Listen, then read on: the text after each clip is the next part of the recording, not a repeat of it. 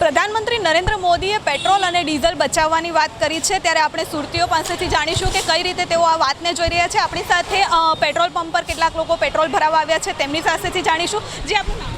ચિરાગ કિરીટ કુમાર બારડોલીવાલા। ચિરાગભાઈ, હા। અત્યારે પ્રધાનમંત્રી મોદીએ 2 દિવસ પહેલાં કીધું કે પેટ્રોલ અને ડીઝલ બચાવવું જોઈએ, તો શું કહેશો તમે?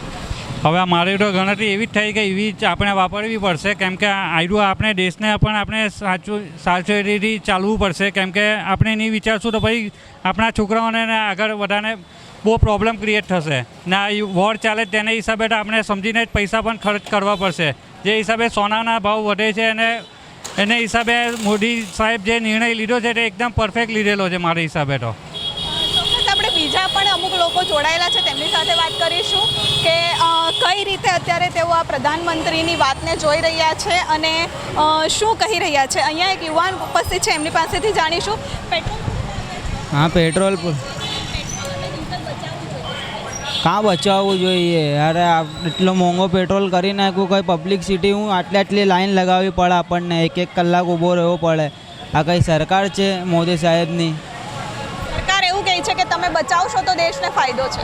અરે બચાવશો, 5 લીટર પેટ્રોલ આવે એમાં હું બચાવવાનું? આખો દિવસ આપણું ગાડીનું કામ રહે, એ કામમાં ગાડી વપરાય તો આપણી ગાડી પણ પેટ્રોલ વપરાય એટલે બચે નહીં પેટ્રોલ। એક દિવસમાં ફૂલ ટાંકી આપણી વપરાઈ જાય તો હું બચાવશે? સિટી અને બીઆરટીએસમાં બસમાં જવાનું કહે છે તો આપણું તો કામ એ બાઇકનું રહે ને। પછી આપણે કંઈ ડિલિવરી આપણું માલ સામાન આપણી મોટરની દુકાન છે, એમાં કંઈ આપણને પાર્સલ મોકલવાનું હોય તો કેવી રીતના બીઆરટીએસમાંથી મોકલવું? એ તકલીફ છે ને, એ બધું જોવું જોઈએ સરકારે।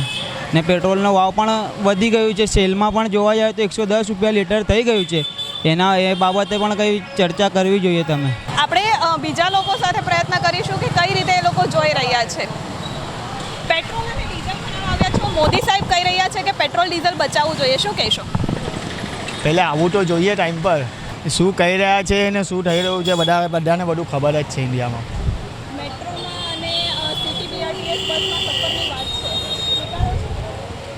બીઆરટીએસ તમને એવું લાગે છે મેન્ટેન થાય છે? બીઆરટીએસના બસ સ્ટેન્ડને હાલત જોઈ જ તમે, મેન્ટેન થાય છે? એ જેમ બીઆરટીએસ છે મેટ્રો થશે, શરૂ થાય છે, મેન્ટેન નહીં થતું। ઇન્ડિયામાં બને તો બધું, પણ એને મેન્ટેન જે થવું જોઈએ એ મેન્ટેન નહીં થતું, એટલે ઇન્ડિયા નહીં ફાઇન લાગતું એમ। તો પેટ્રોલ અને ડીઝલને લઈને અમુક તકલીફો અત્યારે પડી રહી છે, તો શું કહેશો સરકારને? કંઈ નહીં કહી શકતા, આપનું કહેવા ના કહેવાથી થવાનું નથી। ચોક્કસ અન્ય લોકો પણ અહીંયા પેટ્રોલ પુરાવા આવ્યા છે, તેમની પાસેથી જાણીશું કે શું કહી રહ્યા છે। પેટ્રોલ પુરાવા આવ્યા છે? હા, બસ કંઈ નહીં, જે જરૂરિયાતમંદની વસ્તુ છે, જાણે કે કામ પર જાવું, ફેક્ટરી પર જાવું, એ તો રહેવાની જ છે। ફેક્ટરી પર જાય વગર કેમ ચાલે એમ, એ તો કરવું જ પડશે।